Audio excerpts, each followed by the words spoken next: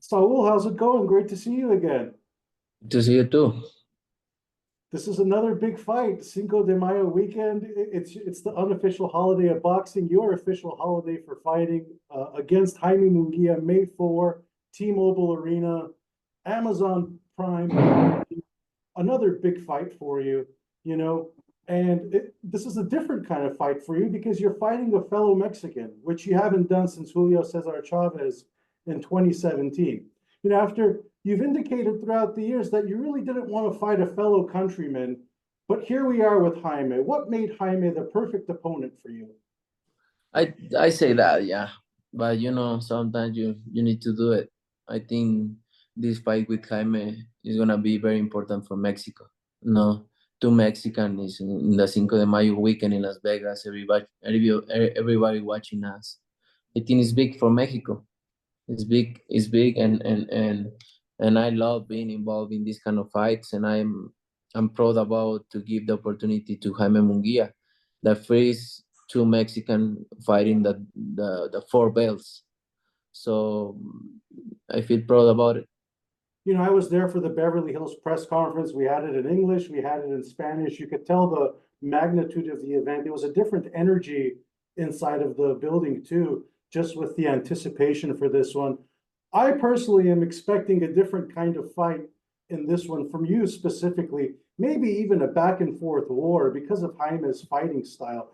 Do you think that we could see Jaime bring out an offensive side from you that we haven't seen in a few years since maybe even the Golovkin second fight?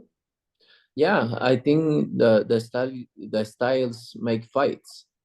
That's what I think, and I think these two styles is gonna be a really good fight because he coming with that mentality to give everything to win, and I'm the same. No, I think it's gonna be a really good fight because the styles. Oh, could we expect a war? Is that what you're expecting? Yeah, I always love to be involved in a war. Mm-hmm. Um, you've almost cleaned out the entire 168-pound division, and we've seen you at 175 pounds back and forth. Are you planning 175 pounds after Munguia? I'm I'm just I'm just focused on this fight. I'm fight by fight. But if it's something interesting for me in 175, why not? I think what could maybe bring some more interest from you could maybe be Saudi Arabia. I know Eddie Hearn specifically is trying to get you a fight in Saudi Arabia if Dmitry Bivol beats Arthur Beterbiev for the light heavyweight championship in June. Is that a fight that you would be interested in? A rematch against Bivol, or maybe even better, be at 175 pounds, maybe that $200 million payday you've been looking for. Is that the fight? Yeah, why not? Why not? It's always there the possibility of have the rematch with Dimitri Bivol, and why not? That fight I would love to have. Mm-hmm. We know you have a great relationship with Eddie Hearn. You've made things work with PBC. For this one, you're working again with Oscar De La Hoya, your former promoter. It doesn't appear you've been too happy to be working with him and giving the opportunity for him to be a part of the co-promotion. I'm just curious, what needs to happen in order for you to repair the working relationship with De La Hoya and maybe even have some friendly shots of tequila afterwards? No, I'm not interested in to be a friend with him. I'm good where I am, and I have nothing to with him, and I wish all the best for him, and that's it. But I don't want him in my life. I don't want him near from me, close to me. I don't want that kind of vibes on my life. Mm-hmm. Another relationship it appears you've mended is the one with Ryan Garcia. He recently thanked you and Eddie Reynoso for all the lessons and teachings you gave him. Have you had a chance to talk with Ryan over the last few weeks as he prepares for his fight against Devin Haney? No, but Eddie talk with with his people. So, and I always say that Ryan is a good kid, and we always support him in whatever he do, and you know, we wish him all the best, Mhm, all the best, because you know, we really love that guy. mhm.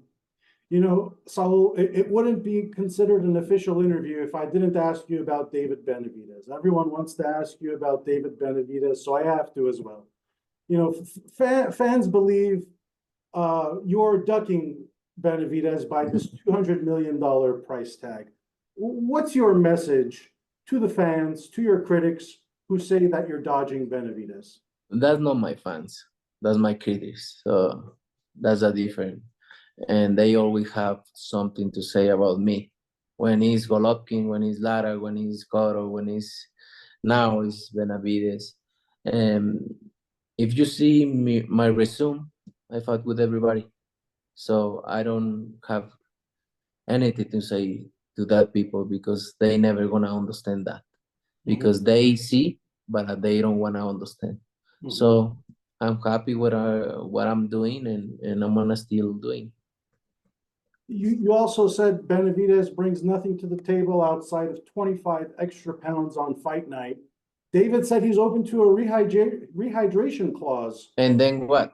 Is And that then what? something? You're Is gonna that talk about that clause, and when I beat him, they gonna say, oh, they put me that clause. So nothing to do with that fight. seems like a Uses. rehydration clause would put you in a lose-lose situation too? Yeah, Mhm. it's a lose-lose situation because you know they're gonna after the fight they're gonna talk because of this. But there also doesn't appear to be anyone at 168 pounds outside of Benavidez that could bring you the money you're looking for. No, but because I don't, you know, I fought with any fighter and I win my good money. So and I can do whatever I want in this time. I deserve it because I did everything in my career, and I deserve being in this position, and I'm gonna do whatever I want. Absolutely. You've earned everything inside of the ring and outside of the ring. I'd like to take it away from boxing a little bit. You're serving as the executive producer for the new golf movie, The Long Game, which tells the story of 5 young Mexican Americans learning how to play golf, creating their own course in Texas. Uh, this is an exciting new project for you, but I'm curious, are you still interested in a golf career after boxing? Or No, is it more just Hollywood playing media and for celebrity fun, kind of just stuff? playing tournaments for fun and having fun. I really enjoy golf. So, but to be a golfer, you need to start really young. So I need to be true with myself. No, and I'm gonna enjoy golf a lot. I'm gonna play tournaments. No, tournaments I can play, but I just gonna have fun.